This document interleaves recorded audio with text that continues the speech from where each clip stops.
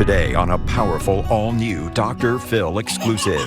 Take me through the moment that you learned what had happened. Did your husband discover the children? They shine a little brighter. He did. He got in the vehicle and he drove a few blocks away, and then he realized he pulled over and was screaming. He was screaming in the phone. 1-year-old twins died after their father left them in a hot car, apparently by accident. Why do they go so soon? The ones were so beautiful. We are both living in our own personal hell. Juan Rodriguez could not hide his grief as he was charged with the deaths of his infant son and daughter. I have been so angry. I just couldn't understand how it happened. Has he asked you for your forgiveness?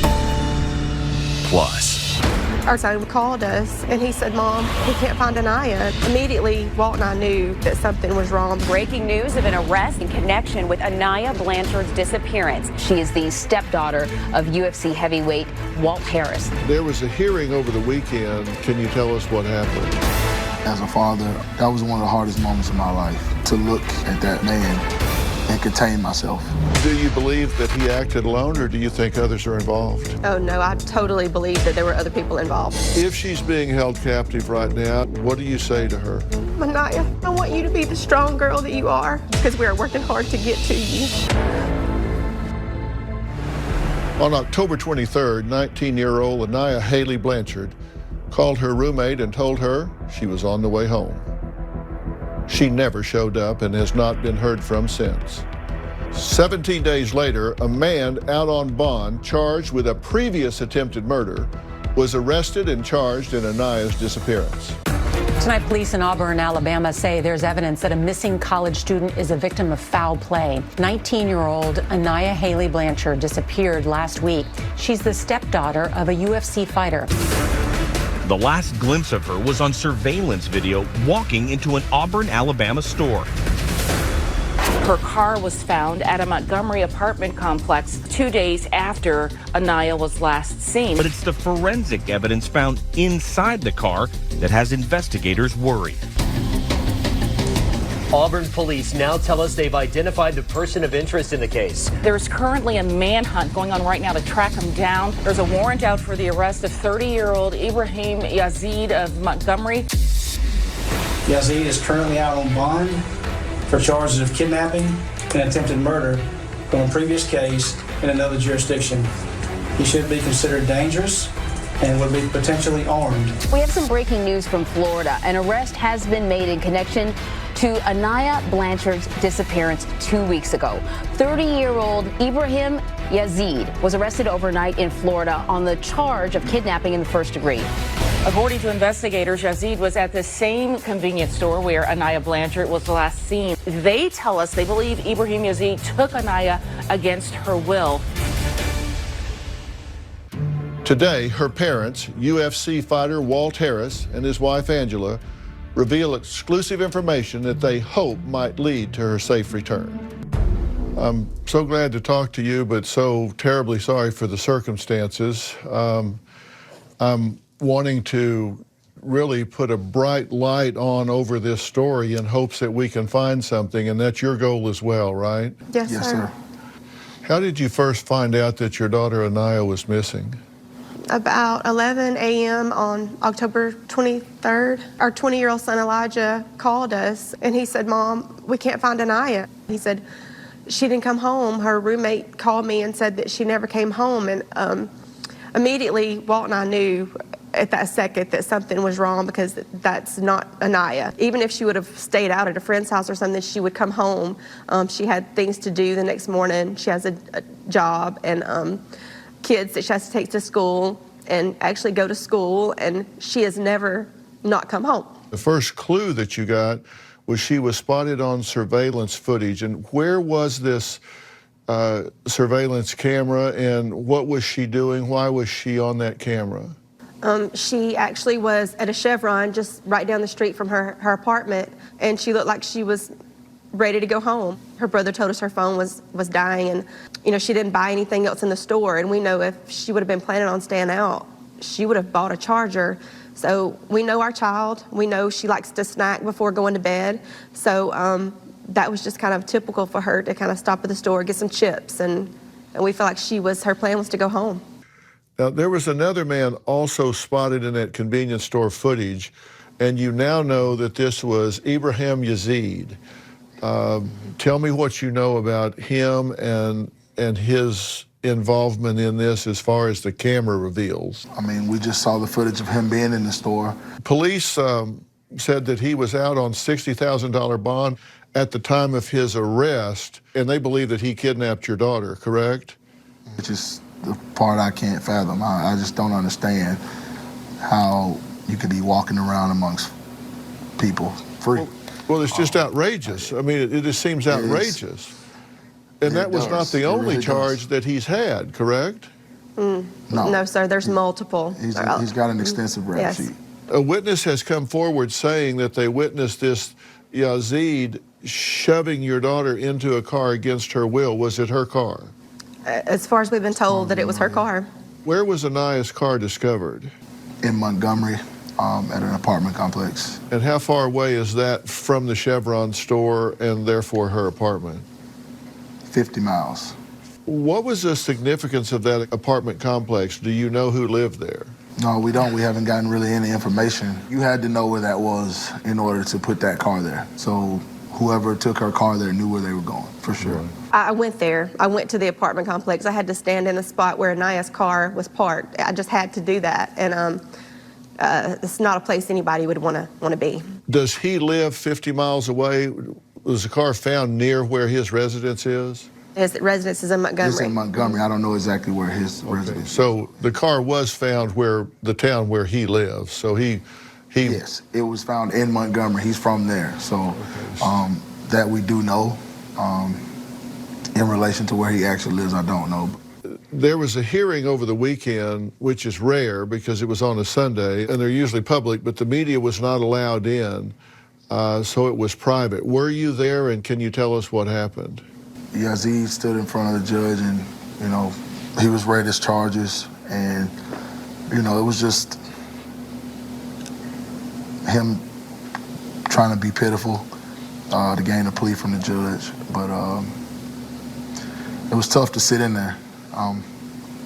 As a father, that was one of the hardest moments of my life, to look at that man, you know, and contain myself.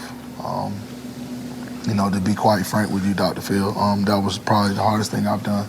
And I've been through a lot of things in my life, but that was tough. Did he reveal anything that can be built on, any string that can be pulled, anything that gives any idea about what's going on? He didn't. And that's the frustrating part. He hasn't spoken to this point, and that's the part, I think, for both of us that's really, really frustrating. It was later revealed in an affidavit that they found enough blood in her car to indicate a possibly life-threatening injury. I know that had to be just terrible and horrific for you to hear that information. What effect did it have for you to learn that? That's very difficult to hear. It was very difficult to hear, to know that my child has been hurt in some way.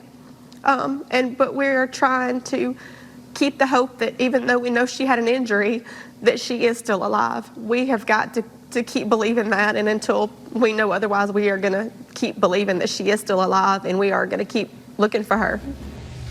Coming up. Do you believe that he acted alone, or do you think others are involved? Oh no, I totally believe that there were other people involved. We now return to a Dr. Phil exclusive. Where do you think she is? And has he given any clues, anything at all that leads you to have some idea of where you think she might be? We're hoping that somebody has her and they're just holding her. But right now, that's just what we're holding on to. That's what we have to hold on to, that he's somebody, now that he's been arrested, that we know he has people that he runs with, you know, hopefully that they have Anaya and she's okay. Do you believe that he acted alone, or do you think others are involved? Oh, no, I totally believe that there were other people involved, multiple people involved. Has anyone identified a potential motive, or was this just a random act where she was in the wrong place at the wrong time? We think wrong place at the wrong time, but there has to be a motive, and that is yet to be discovered. Walt, do you believe that this is a crime of opportunity? I mean, your daughter, Angela, y'all's daughter is just a stunningly beautiful young woman, and you know, she's vibrant and alive and beautiful. And is it possible that, you know, she just walked in where he was, and he just, because he was there and she was there, that he just reacted impulsively and took her at that point? I believe that it could be either or. I feel like it could be what you're describing, but I also have some feelings that I've felt since day one that it was a setup. There's a lot of things that don't make sense to us, as it would be just a random thing. It seems like it was actually set up and it was something that was planned. Let's talk about that, because how do you think it might have been set up if it was a setup? Because no one could have known that she was going to stop in there to grab a snack at that time of night. So tell me how the setup would have worked here. Personally, I feel like it was somebody that, if it was a setup, that's somebody that knew Anaya and that knew her well. That gave him the opportunity to get that close to her. And it's someone that would be running with those type of people. Your theory is not that someone that knew her, a friend or someone, set her up. I have those thoughts. I still do. I have feelings that there may be somebody that she knows that has set her up. I have things that something that we can't really discuss, but there's something that we know that they are helping a lead that they're working on to try to help figure that part out. That there might be somebody from her world, not his world, that might have bridged these two worlds together. Exactly. Right. Okay. Right. Exactly. All right. And has he been appointed a public defender? Yes.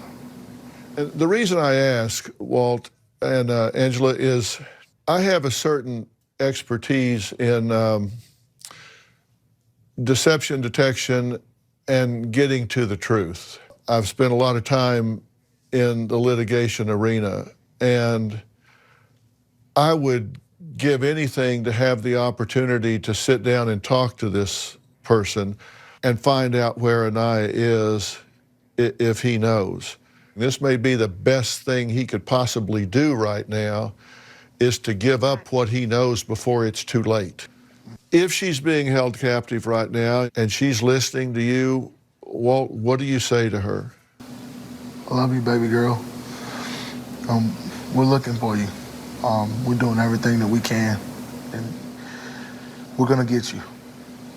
I promise. I won't stop until we do. We love you.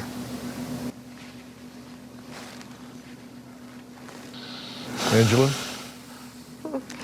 Just, Anaya, you know Mommy loves you. You're my heart. And I want you to be the strong girl that you are. Just hold on. Be strong. Be tough. Be smart. And then because we are working hard to get to you. It's going to be soon. I promise. Mommy loves you. And Anaya, let me add, your parents here are dedicated and devoted, and you are their #1 priority. And I am partnering with them. And we're going to do everything we can to find you. And there's nothing that I won't do to help them. And they're not going to stop until they find you. So please know, nobody's moving on. Everything is about you at this point. And we're going to continue until we find the answers here, until we find you. Thank you so much, Dr. All right. Okay. God bless both of you, and you're in our prayers. If you know anything at all about the whereabouts of Anaya Haley Blanchard, please come forward. However insignificant you might think the tip is, you never know. Call Crime Stoppers, the number on the screen right now. Coming up, in an exclusive interview, we hear from the grief-stricken wife of the man who left his twins in the backseat of a hot car for 8 hours. I heard him say that they were gone, and I didn't believe it. I just kept saying, "You're kidding, you're joking." Sometimes heaven needs them back. We now return to a Dr. Phil exclusive. A New York father faces charges of second-degree manslaughter, criminally negligent homicide, and endangering the welfare of a child after his baby twins died from being left in a hot car for hours this summer.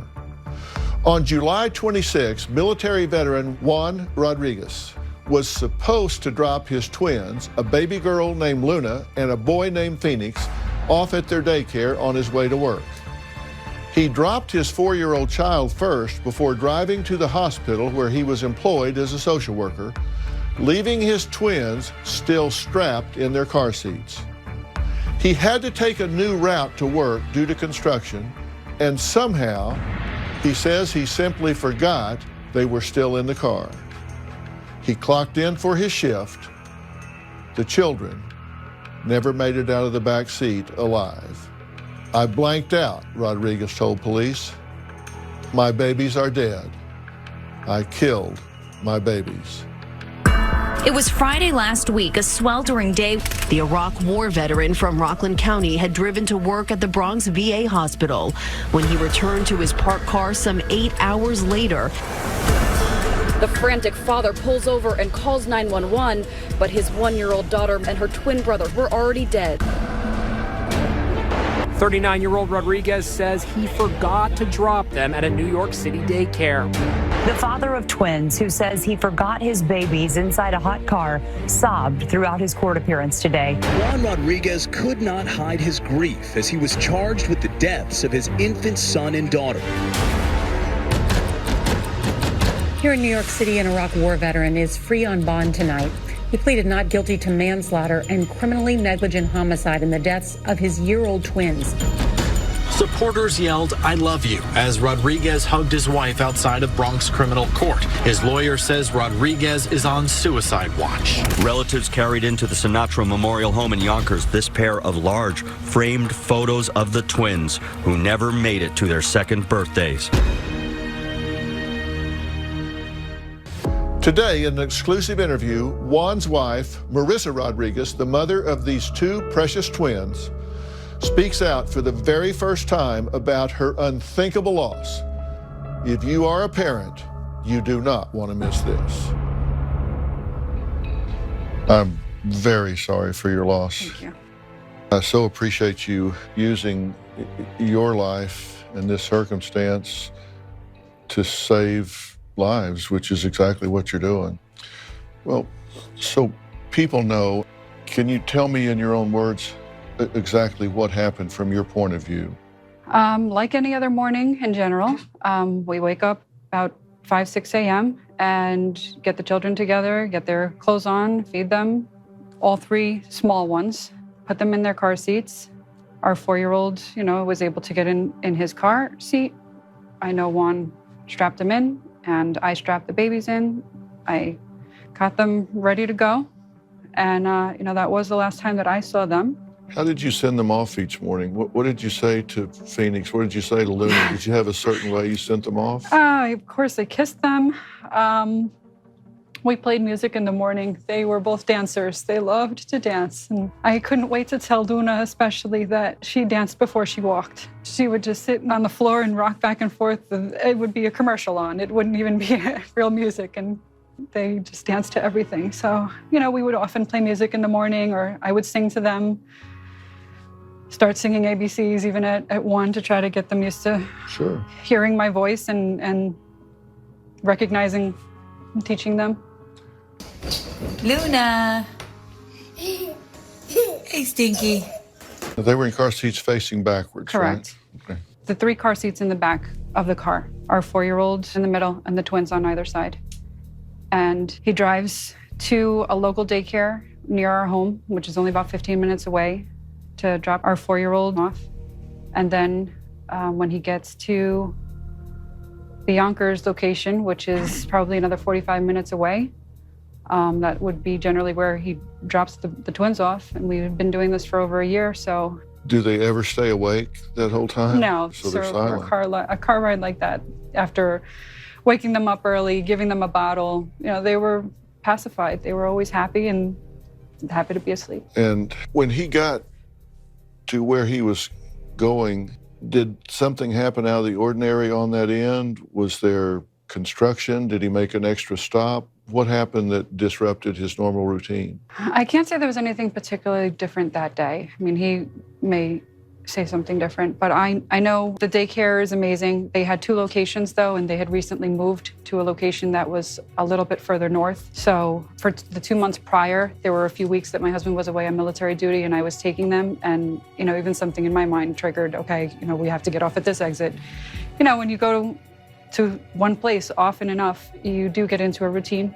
And I wouldn't say it was that particular day that there was anything different. And so you talked to him throughout the day? Absolutely, several times. In retrospect, did you hear anything in his voice that, in retrospect, he was uneasy about, or was he totally oblivious? To me, he was totally oblivious of any type of change. I mean, we are the parents of 5 children, so every day we're tired. He worked very late the night before, and that morning it was, thank God it's Friday. We were just looking forward to the weekend and taking the babies to the beach for the first time. We were looking forward to having a good weekend. No expectation whatsoever in my mind that there was any difference of what our normal day was. Could I say he was tired? Absolutely. That's just how our everyday life seemed to be. So I don't think there was anything that triggered any type of caution or any type of reason for me to be alarmed. Take me through the moment that you learned what had happened. Coming up. He was screaming in the phone. I could tell through what he was saying, how he was saying it. Sometimes heaven needs them back. We now return to a Dr. Phil exclusive. Take me through the moment that you learned what had happened. How did you learn, and what did they tell you? My husband called me. I was working. The first call was at about 4 or so, and he told me, all right, it's your turn to pick up the kids. He was going to a military event, and he generally brought the kids to daycare, but we switched off who picked them up. So I said, no problem, I'll pick them up. I was still working, for another hour at least. And I got on the phone with a client, and he called my cell phone back again, and I kind of just ignored it because I was working. And I realized he left me a voicemail, which he doesn't normally do. And then he called again, and I said, okay, it's important. I got off the phone, and I heard him say that they were gone. And I didn't believe it. I just kept saying, you're kidding, you're joking. I ran out of my job. I bumped into some coworkers that didn't quite understand what I was going through, and I just ran to my car. I got in my vehicle. I drove to where he said he was, and the police did not allow me to see the children. Personally, I do think I would have liked to see them. I know that that's not something that they wanted me to see, but I compare it to, if a mom has a stillbirth, she still gets to hold their kid, her child. And I would have liked to see them. I would have liked to be there. I didn't see them for another week until they were in their caskets. What did he say to you that it sunk in that this was reality, this had really happened? He was screaming. He was screaming in the phone. I could tell through what he was saying and how he was saying it. Did he discover the children? He did. When he just went back to the car to get in and put things in the car? He didn't realize at first. He got in the vehicle. He drove maybe about a few blocks away, and then he realized when he put his hand on the back seat of the passenger seat, the back of the passenger seat. Like this. That was his first realization that, Correct. my God, my children are in He the pulled car. over and was screaming. And did he call? He called me, and he called 911. Right. And I know that they came immediately, and when I got there, I saw an ambulance pulling away, and I didn't want to believe it. I kept just imagining that they were going to be okay, or that they were in the ambulance, but they were telling me I needed to go to the precinct instead of saying I need to go to the hospital to be with my children. So I knew that they were gone, but I just couldn't believe it. Your family has been just devastated by this. What would it do to your family if they now came in and said, okay, it's not enough that you've been through this. We're now going to take the father of this family and lock him in a cage over here. What would it do to your family if they took him away? Coming up. You know, there's still times that it feels like there's no excuse, and I am extremely angry with him many, many days. We are both living in our own personal hell at this point. Have you sensed in him that the pain would just be too much and that he would harm himself or take his own life? Sometimes heaven needs them back again. The 39-year-old Iraq War veteran says he accidentally left the 1-year-old twins in a hot car. After his 8-hour shift as a social worker at a VA hospital in the Bronx, he found them dead in the back seat. He pled not guilty to charges of manslaughter and criminally negligent homicide. How do you feel about the fact that he's been charged? I don't feel that it's fair. We're working with the district attorney's office at this point to see the benefit of having these charges dismissed. My client has a life sentence, and he's going to live with this for the rest of his life. There is not one thing they could do to him that would ever approximate what he's enduring himself. That's completely true. You know, I remember vividly getting the call about this case. I had never seen anyone so inconsolable. What would it do to your family if they took him away? I can't understand how that is justice at all, because we are living our life every day without our children, and that is devastating enough. I can't imagine not having my husband next to me to grieve with throughout this process. What's been your gamut of emotion about this with him? You've had to say, how could you not think of that? I Absolutely. mean, you've had to ask those questions in anger. Bottom line is that I am supportive and understanding, but I have been so angry. I just couldn't understand how it happened. And, you know, as I'm processing all of this and learning more and more, I realized that this happens more often than I ever knew. But I also know that it was a terrible accident, and there was no intention, and he would have never hurt our children on purpose. How hard has he been on himself? Extremely, extremely hard. Worse than you have been frustrated Absolutely. We are both living in our own personal hell at this point. And I know that he, again, was in a very dark place in the beginning. And I'm just grateful that he has understood that we need him, that his 3 children that are here need him very much, that I need him, that his family and his friends are very supportive, that my family is very supportive of everything that he is going through, and we understand that. Have you been afraid or sensed in him that the pain would just be too much and that he would harm himself or take his own life? There was definitely a worry about that initially. He still has that, I think, in mind if he were to go to jail over this. Take me through the process of forgiving him. I have seen what a good father that he's always been.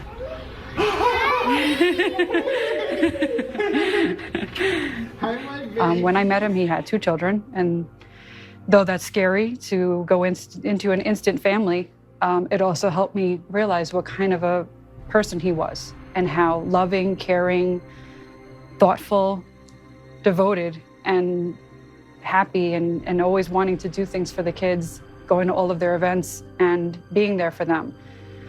That obviously made me want to be with a man like that and know that he could raise more children with me. Forgiveness has come because I know that he is a good man. Has he asked you for your forgiveness? No, I don't think those words have actually been spoken. You know, you've not actually said it to him, and he's not actually asked for it. And even though you've hung on to one another and you're clearly behind him, but he will really turn a corner when he can ask for and receive that forgiveness. I know he continuously apologizes, and I say I understand and I love you, but maybe those words in particular would be helpful. So we'll work on that. How was he with the twins? What was his relationship with them? He was very close with them. I mean, we played with them every night, every day, every morning. We had a big party for their first birthday. We were both very much involved in the making and had almost 100 people there to come celebrate their birthday party. Yeah, in our backyard. It's just unfortunate that they are forever one. Tell me what you have beside you on the couch. Coming up. The only reason I'm here is because my babies died. So, no, I don't want to be here, honestly. I don't want this to be my story. Sometimes heaven needs them back again. Babies! Who's gonna make it to the top first? Let's go! No kicking your sister. No side saddling. Oh! And he's down again. Phoenix got it! Oh! Tell me what you have beside you on the couch. I have one shoe each of theirs. When I got them dressed in the morning, I put their shoes on. I know they were on them. And that's the last time I saw them with them on. They just had a lot of meaning to me. I've been taking the shoes with me everywhere I go for the last almost 3 months now. I mean, I finally made it to the beach about a month later with some friends. And I took a picture with the shoes in the sand, and I felt that they were there with me. Can I give you something to consider that you didn't ask for? I think it's really important for children to see you cry and see you recover. And they fastly learn, wow, you know, we can suffer a loss and we can cry and then we're okay. Right. I know when my 4-year-old does see me cry, he immediately drops everything and comes and gives me a hug. And I'm not sure how he came up with his statements, but every time he sees me cry, he gives me a hug and he says, "You're gonna see me grow up." So it's heartwarming, and it's also very, very heartbreaking. But think what a gift it is to a child to be able to minister to their mother. Yeah. They think, you know, I can lift mom up, I can help her. You're absolutely right. Are you still catching yourself sometimes? Maybe you see something silly on TV and you laugh about it, and then you stop and say, how can you laugh? You have 2 dead children. Yes, all the time. I have a guilt of doing things for pleasure. I mean, even today, we're getting hair and makeup done, and everyone's saying it's nice to be pampered, and I'm saying the only reason I'm here is because my babies died. So, no, I don't want to be here, honestly. I don't want this to be my story, but I'm here because I want to help other people. I promise you, they would not want their legacy for the time they had in this life to be every time you think of them, it creates pain. You know, what you hope for is that when you do go, that people will celebrate all the days you lived instead of focus on the one day you died. Coming up. A child dies in a hot car every week in America, mostly due to what some doctors are calling forgotten baby syndrome. There are so many people out there that are harsh to us and don't understand this. This is a terrible tragedy, but Juan didn't intend this. It wasn't even recklessness. You get into a zone where that part of your brain takes over and you go on autopilot. Thank you for understanding, because it's still really hard to believe that there are so many people out there that are harsh to us and don't understand this. I don't believe that a jury in the world that understood the history would ever convict a man. Thank you. My hope and intent at this point is to work with kids in cars. Jeanette Fennell has been amazing and so supportive. What needs to happen here? What do people need to understand so they, A, don't misjudge this case, and B, we can use this to save lives going forward? Really, the first thing people need to understand is that it can happen to anyone. And that's the biggest mistake people make, is they say, oh, this would never happen to me. Well, let me share with you. I've studied the brain and memory for 40 years. And so what I've learned is just how terribly fallible human memory is under so many different circumstances. It's so easy to condemn someone for making a mistake in which it ends in tragedy. Over 900 children have lost their lives in a hot car. Where is the outrage? Is there legislation that we can enable? Right now, today, there is a federal bill. It's called the Hot Cars Act. And if your viewers and your sphere of influence would just write or call their congressperson, we cannot accept little babies dying in vehicles anymore. Let's take this on and make it happen. And let's drive this home. And I'm so glad that you were willing to share about this. Do you talk to your babies? Yes, I do. My husband does as well. We wish them good night every night. Do you believe they hear you? I want to believe it. Sensitive and aware to this right now, what do you want to say to them? That I'm here for them. The reason that I am doing this and talking to you, and the reason that you're here to help other people, is for them. So thank you. And I love them. And I love you guys. Luna and Phoenix, I love you.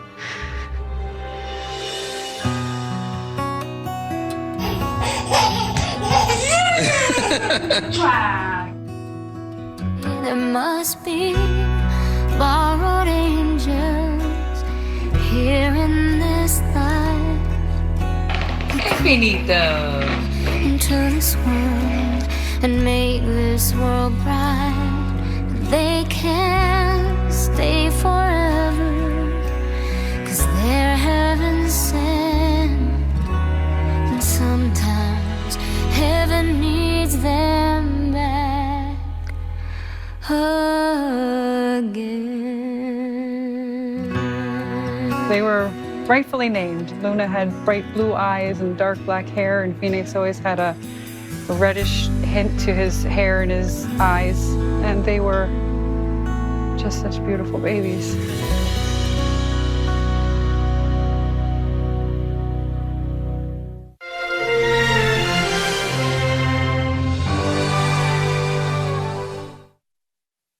Bounce, bounce, all the girlies bounce. Take 'em to my house, turn the party out. Bounce, bounce, bounce, all the girlies bounce. Take 'em to my house, turn the party out. You warned me 1,000 times, memories can kill ya, but I didn't hear ya. I thought that I could fly, but woke up on the asphalt. I swear there was the last time. I've always been naive, call it.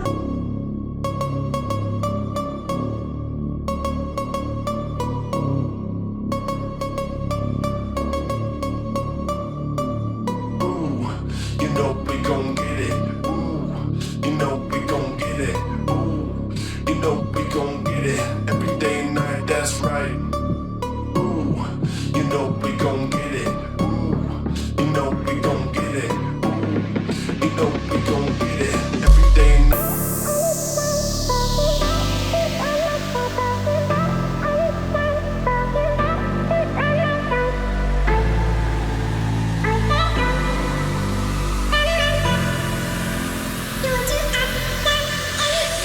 run